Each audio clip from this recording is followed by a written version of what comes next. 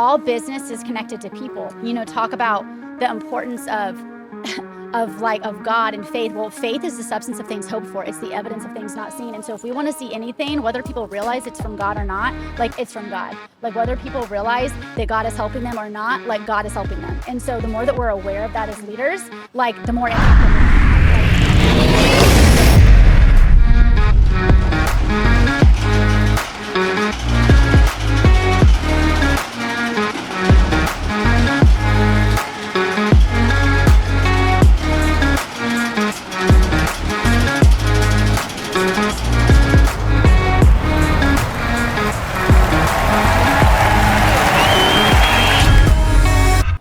Hey, what's up, everybody? Welcome to the podcast. Today we have an amazing show set up for you, and we have the full complement. You guys are all so lucky to have me, and I'm so lucky to have you. And you guys are so lucky to have all of us. We have David Meltzer and Lacey Book hosting, and we have a very special guest, Nicole Vallance. Thank you so much for being with us. Yeah, thanks for having me. We are here to talk about integrating teams, leadership, culture, all of the most important things that as an entrepreneur, sometimes we can kind of let fall to the wayside. Let's talk about your journey and experience. What is the value of having all of the members of our team all marching and rowing in the same direction? Yeah, well, thanks for having me. I think that I like to say if we have a mission, if we don't have a mission, if your organization, okay, whether it's your church or your business, does not have a mission that matters, then we don't want to help you mobilize it. We don't want to help you develop the teams. We don't want to help you develop the leaders. But if your organization has a mission that is solving a problem for people, that is meeting a need, right? If they have a mission that matters, the people that they want to serve, then oh my gosh, it is our responsibility as leaders to figure out how to grow and how to lead teams so that we accomplish that mission. I like to say, we cannot imagine a world without Mother Teresa, right? What if Mother Teresa would have had this dream and this mission in her heart, right? To feed the poor in Calcutta, but only decided to feed herself. Or Martin Luther King Jr., right? Imagine he had this dream, right? It's and then he decided I'm just going to stay quiet about it, right? And so it's Billy Graham, right? He's people all over the world need to hear about Christ, but I've got so much fear, I'm not going to go tell them. And so I tell business owners, it's man, if you have a mission, you got to have a mission. And if you have a mission, it is our responsibility, is your responsibility to mobilize a team to get it done. So that's what I am passionate, crazy about helping business owners and entrepreneurs. We're speaking your language, Dave. Yeah, I was just thinking, I had a great interview with Guy Kiyosaki yesterday, the chief evangelist for Canva, and he was the chief evangelist for Apple before that. Right. Pretty seasoned Silicon Valley leader, and he's mobilized thousands of employees throughout the years and raised hundreds of millions of dollars, and now responsible for billions of dollars. And he said, David, there's a difference between being evangelical and being an evangelist. And so I never thought about that in the respect of faith. And that a lot of people can be evangelists and other people are evangelic. And so there's a purpose and a faith that's a distinguishment between being an evangelist. You don't have to have any faith to be an evangelist, but you need to have faith to be evangelic. And so I find that discriminatory leaders of people who look for the mission and mobilize the mission have faith as a common denominator of what they're doing. And so I was hoping you could, number one, define the faith that is obviously omnipresent in your life and business, but also how you utilize that faith to mobilize the mission. Well, C. Campbell Morgan said this. He said, to call a man evangelical who is not evangelistic is an utter contradiction. And so I think to say that we're leaders and to say that we're, we have a mission, that we have an organization, and to not care about the people that we're called to impact, you cannot say that. You cannot say you're a leader. You cannot say that you want to have a successful business, because all business is connected to people.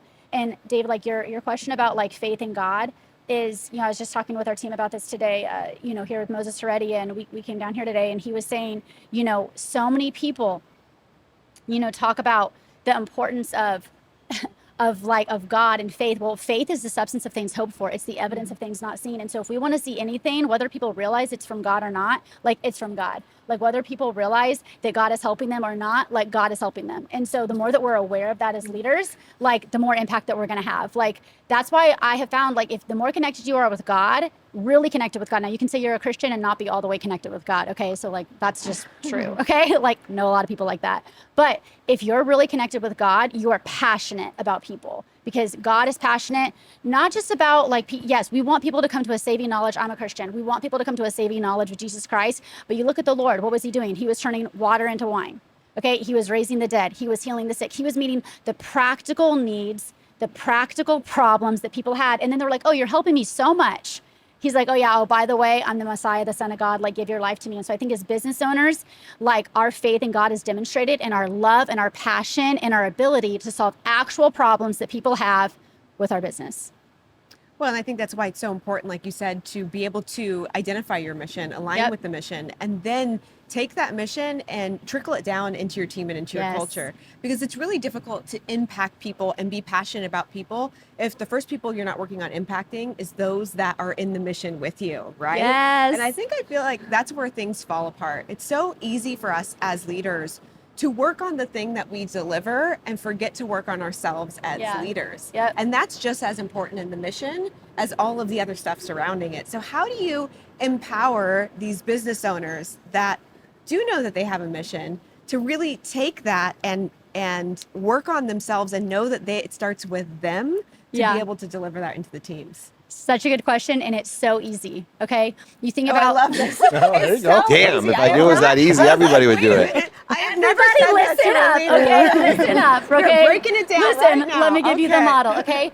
Dude, Billy Graham, greatest evangelist, right, of any generation, okay? You know what he said he would do all over again? He said, instead of traveling all over the world, and all the things and all the great things, we saw multitudes come to Christ because of Billy Graham. You know what he said he would do if he had to do it all over again? He said he would not travel as much. He said he would pour his life into 12 people who would pour their lives into others also. Robert Coleman wrote this book, The Master Plan of Evangelism, which whether you're evangelizing people for Christ or for your business, Jesus gave us the greatest leader of all time, okay? What did he do? He came, Peter, James, and John, come follow me. Oh, by the way, like bring your brother. Oh, by the way, Matthew, like come on too. It's like he poured his life into 12 people. So and this is my pet peeve with senior pastors, is like, I love like friends with all the people, love all the megachurch pastors, so impressed. No, I'm so impressed with how are the 12 people that you're connected with that are in your inner circle doing, and what do you know about their lives? So I tell business owners, whether you're a senior pastor of a church, whether you're the CEO or founder of a company, it's show me the 3 to 12 people that you do one-on-ones with every single week. And oh, by the way,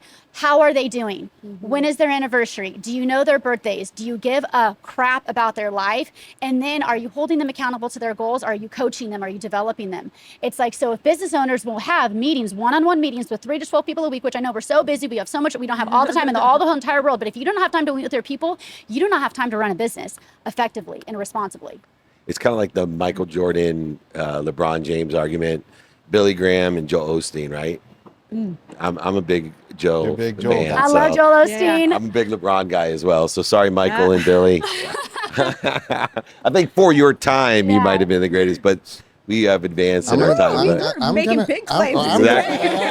I'm gonna go. You hear that, Joel? I love you. Well, I'm gonna Yeah, go. for the record, we got you, Joel. We I'm gonna love go you. Stephen Furtick, though. I'm gonna go Stephen Furtick. Oh, nice. Everyone's allowed. We You're like love a Magic Holly Johnson Furtick. guy. We love Holly Furtick. Okay, You're a Magic Johnson guy. I get it. Yeah, the Kobe. discussion is great. You can't leave out all of these. They're all people. great.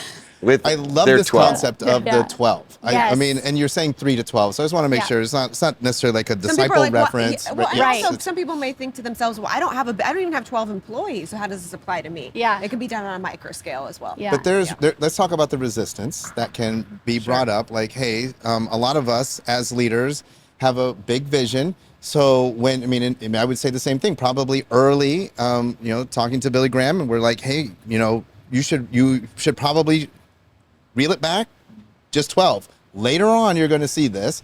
But what happens is we have a big vision. We want to touch as many people as possible. Even as you were starting the story, I was thinking like he was going to say, if I could do it all over again, I would pour into myself. I was thinking like social media. Like I'd have a bigger platform, right? I could reach more. My people. Instagram. Damn it! I want to reach more people. That's the natural thought. But that's how you do it, right? But you're saying reel it back in. But let's talk about the practicality of that. That can be difficult. How do I create genuine connection with my 12? Yeah, so the way that you create genuine connection is the one-on-one meetings. It's if you will just be intentional with setting that 30 minutes, that 60 minutes aside every single week. And I tell people to go over 3 things. Number 1, how are you? If how are you takes up the entire meeting, like we're okay with that. Like, how are you doing? I wish that that people's personal lives and all the things they've got going on didn't affect, but it does. Yeah. Like they're all this thing about boundaries and it's all none of it's real. Okay. Like it's all bull. Okay. Like our personal lives affect our business, affect our work. Like you can't separate it. You get in a fight with your husband on the way to work, on the way to church, like the night before, it affects you. And so it's like, so if business owners will just set the time aside and genuinely care, okay, about how their employees are doing, like those 3 to 12, whoever it is, how are you? Okay, if that takes up the whole meeting, for a whole month, it doesn't matter. You are going to see a return on that investment.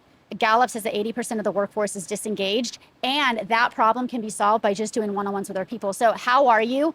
And then we really, to engage and care about our employees, is we got to talk about culture. Okay, culture is everything in an organization, and culture is what you celebrate and what you tolerate, right? And so in those one-on-one meetings, sometimes like we get so frustrated with our people because we're like, oh, they're not doing this right, they're not doing that right. And it's like, well, when was the last time you sat down and talked with them on a one-on-one basis with what they're doing well and what they could do to change, okay? And then the third thing I tell leaders to do in those one-on-ones is what? So how are you doing? Like the culture conversation, and then the what do you need to do to improve on, right? So it's like, what are their goals? What are they going after? And then you've got to coach them. I wish everyone showed up and was a Kobe. Okay, wouldn't that be great? Yeah. If everyone was Kobe, if everyone was a Tim Story, if everyone was a Moses Heredia, okay? But they're not. Most people need to be coached. Most Nicoles need to be coached. They do not fly out of the womb. Like, I mean, we look amazing right now, okay? We're all that, okay? Like, we don't know about everybody else, but like right here, you know, it's like I needed some help, you know? It's like,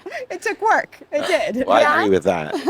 It's interesting because within the context of all 3 of those different criteria, which we help to build teams and to inspire to live in spirit, is at its core value. Right. And I always say there's only 2 ways to provide value. One, by finding out what people like, or finding out what they don't like, because value is only derived by giving them more of what they like and taking away what they don't like. So to ask someone, how are you, is actually asking, let me know where you are today. It's good. Because time, emotion, and value changes, and that we are not the same every single minute, hour, day, week, month, or year. And so to find out where we are today, then find out today, what do you like and what you don't like, and how can I provide you more of what you like and take away what you don't like. And the constant context. So the Gallup poll that I read, or whatever the survey was, that over 86% of the employers are not engaged in their business. So that's like having Tom Brady. So I'm a sports guy, so I'll bring up sports people. I'm not. But I always say, if Tom Brady was the quarterback of your team, but he didn't want to play, and he just sat on the bench, I don't care how much you pay the guy, he's not going to be engaged. He's not going to impact your team at all, and you're not going to win games, even if you have the best quarterback of all time, once again, arguably by the way Tom Brady. But I see that all the time, that people spend all this money for a C-level executive that himself isn't engaged, isn't interested in where his team is at, his organization is at, and isn't interested in what they like or don't like. And therefore value is disintegrated, and therefore engagement is disintegrated. And you can have 10,000 disinterested and disengaged employees, and I'll give you 10 employees or 12 that are engaged, and they will outperform 1,000. Well, this is interesting because you both cited the Gallup poll, and you said, I thought. By the way, 100%. I mean, what do they say? Yeah. 99% of all statistics are made up. Right. That's my favorite statistic. That one. So, but I thought I heard you say, Dave, that 86% of employers, and then I thought you said 80% of employees. Correct. And I guess it doesn't matter either way, because I would imagine that the numbers, regardless, if you have 80-20 rule, it's an 86-14 rule. Right. Rule. But I imagine some of the businesses that they have the highest percentage of disengaged employees also have a disengaged leader. Right? So true. So again, we're looking at those numbers, but which one of those actually matters? It's both, right? So how do you fix that? You just get in there and you bang, you whip them into shape. Yeah. So if bang, it's easy. It's easy. Let me tell you. Okay. That's not easy. Getting a Like, leader see the Bobby engaged is probably Flay of harder. business. That's right. Bam. That's Emerald. Oh, sorry. Don't do that to Bobby. Bobby play of business. Oh my gosh. Okay, so sorry, the let Chef me- Emerald of business. Let me pick out senior pastors, okay? So I've been a minister for 20 years. Yeah. Okay, so I talk to senior pastors all the time, and they are constantly talking about my church isn't growing, and my people aren't reaching out, and my people aren't, reaching people for Christ. And I say, I share the same problem with you, Pastor. I say, who was the last person you preached the gospel to, and when was the last time you tried? Because people will do exactly what you do. Exactly. If you're waking up every single day, we have so many senior pastors that are trying to build their church on Sunday. That's not what you should be trying to do. You should try to be winning people to Christ Monday through Saturday. And so if senior pastors will wake up passionate, like crazy. C.T. Studd says this. He said, some people wish to live within the sound of a chapel bell, but I wish to run a rescue mission within a yard of hell. John Wesley, set yourself on fire, the whole world will watch you burn. And so it's just like the problem, we don't need to pray for revival to come to America, okay? Revival is here. Her name is Nicole. It's like, right? It's the leader. It's like, right. Revival is here. His name is Stephen Furtick. His name is Joel Osteen, right? It's like revival is here. And so if the leader will wake up passionate, and if your passion dies, your compassion and your passion dies when you are not connected to people anymore. So whether you're a senior pastor, okay, not connected with people far from God, or whether you're a business owner, not connected to the people who have a problem that you are called and your business is called to solve, you will lose your passion. Yep. Because management kills, okay? Like if we do not stay with that entrepreneurial spirit, which is like, I have a people I'm called to serve, I have a problem I'm called to solve, and I'm gonna get up every single day. This is why I started my business. This is why I started my church. And if the leaders will get back to that passion by being reconnected to the people that I say that they're called to have compassion on, right? Then the fire will reignite. And can we, this is a personal question, but Sure. can we separate the message and the man? So I'm a huge Joel fan. Yeah. And the reason is that I love his message. I listen to it repetitively. I'm looking for the depths of the language that he uses. Besides, I think he's one of the best performers in the world. And it's my own personal opinion, but other people don't like him because of who he is. They don't like where he spends his money, how he raises money, how many cars he has, and they don't like the man, and so they don't listen to the message. Do you think it's possible to follow a message and not the man when you're talking about ministry or leadership? I know a ton of, on the other side, I coach some of the biggest executives in the world, and I love their message. I would follow them in business, but I know the man as well. I'm not a big fan of the man. Yeah, well, I think if you're on a team and somebody's like getting the job done and scoring the touchdown, like you should be excited about it. And so I cannot like a person, right? Like let's say just in church world, Joel Osteen or any other megachurch pastors. There's a couple of megachurch pastors that I love them in Jesus' name, but like I don't necessarily I don't know them, but I might not like them very much. Some of them I do know, but the thing is if they're preaching the gospel and they're getting the message out, then we're on the same team and we're winning. When it comes to Joel Osteen, I think a lot of the problems that Christians have with the man, first of all, they don't know the man, okay? But what they're doing is they're putting a period after pastor, and they're mad that he has all the money and spending all the money on all the things because they're like, well, pastor shouldn't be spending money. Well, hold on, Felicia. Like, put a pastor, like, just all the Karens back up. It's like Joel Osteen is a pastor, comma, investor, comma, businessman, author, comma, so I don't know what salary he takes from Lakewood Church, although he should be compensated for his work, but also he's a businessman, he's an author, he's an investor. So it's like people don't like Joel Osteen because of all the things, but Google the net worth of Mother Teresa when she died. Yeah. And if you truly understand the Bible, Jesus himself wore the greatest clothes, was known throughout, just as a contractor. He was the most famous contractor, which means he was doing great business as well. And so I'm personally someone that, even in politics, that I look for the message and the actually policy, and I can separate the person from that. And I think a lot of people don't appreciate what those policies or the messages are, and they allow their own personal circumstances, which, by the way, the smartest thing that you said is you don't know. Right. Like people only, especially with the way that media exists today, and it's what we suffer from our families, and it's snapshots. And your uncle has a snapshot of you. Your sibling has a snapshot of you. And their evaluation of your relationship, the relativity of you and them, are relative to a snapshot of their experience with you.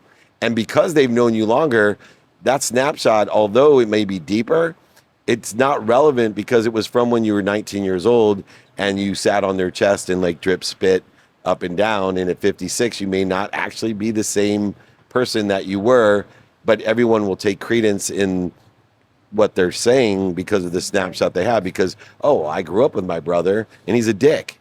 Well, I'm sure I was until I got to be 40 or 50 years old, and I'm not that same person. And I think politicians, ministers, and other human beings, leaders, suffer from snapshots, and we'll see that throughout history. Those snapshots can be damaging. It's very damaging, and I think if you're basing your criteria on the lessons that you learn, hearing a message, the opportunities that you can have based on the deliverer, then you're never going to be delivered, right? And I think that that's a very, very damaging thing. Yeah. What that brings us, that whole thing of this snapshot maybe being negative at some point in our lives, I want to talk about, and maybe we'll end with this concept of grace. Because you have a history in the church where, again, so even from administrative, from people that are working as part of the team, all the way into, let's call them the consumers or the congregation, if there are hiccups, we should extend grace inside of the church. The business is a little bit harder because if I have a team and David's not getting with the culture, the grace concept is a little bit different in business than it might be in the church setting. And likewise, for a client that's complaining, I might have to understand that I'm not just going to work you over into being a raving fan. At times, it might be better to reposition you with maybe another provider or someone else that can help us understand the concept of grace. You've dealt with this from the church world into the business world. I mean, we all want to utilize grace. We don't want to be a dick, but we also understand that we have a business to run. Yeah, well, I think that actually what is more important than necessarily even grace is, again, going back to culture. It's just like all business owners, senior pastors and business owners are responsible for maintaining the culture that they want to create. I think actually that 97% of churches in America don't get above 100 people. And, and we don't want a lot of those churches to grow. Like, we're fine if they shut down because, let's be honest, like we want great, healthy local churches to thrive. But a lot of the churches are run, like we don't necessarily, like we're okay that people aren't going. There's a reason that people aren't going. If senior pastors actually would protect the culture more, right? Would actually address issues that the way people are treating people, the way that people are treating maybe people that are not of faith, right? That are not acting the way that the church thinks they should be acting. Actually, I think if the churches would have more grace in those areas, the churches would grow more. Too much grace internally, lack of grace externally. Well said. Well said. And so I think that if churches we need to have grace all around, but like when it comes to raising up our team, we have to raise up the right culture, and we have to define like what grace is. Like I think in the church, people should be able to belong and serve even before they're ready to believe, right? It's just like unbelievers should be flocking to our churches. People of all different walks of life, they should love it. And then in business, we need to be aggressive about creating the kind of culture that we want, and we have to be clear about it. But a lot of times we have values and culture that are written on a wall, right? They're in our employee handbook, but they're not written on our hearts, and they sure aren't written on the hearts of the people that we lead. That's why, companies like Zappos with Tony Hsieh, he wrote that book, Delivering Happiness, is wildly successful because he talks about the power and the importance of culture. I love it. It's interesting because I talk about being an empty miler compared to an extra miler. And a lot of times in religions, we have our senior pastors that are extra milers, right? They go the extra mile on Saturday or Sunday, and they wonder why they don't get the aggregation of the audience or community. They don't get the acceleration of growth, and they don't have the exponentiality of the impact that they have. And so in physics, metaphysics, and quantum physics, the consistent behavior. So if a senior pastor or a senior leader in an organization, 7 days a week, and I do this with my children, as you know, having 3 daughters and a son, 2 minutes a day is worth more than 2 hours on a Saturday with your children. And the same thing is with your flock or with your associates, managers, directors, executives that I work with. It's 7 days a week. And it doesn't have to be all day long. The extra mile doesn't mean 100% every day. Or if it does, 100% of your intention includes recovery and fun and variant behavior.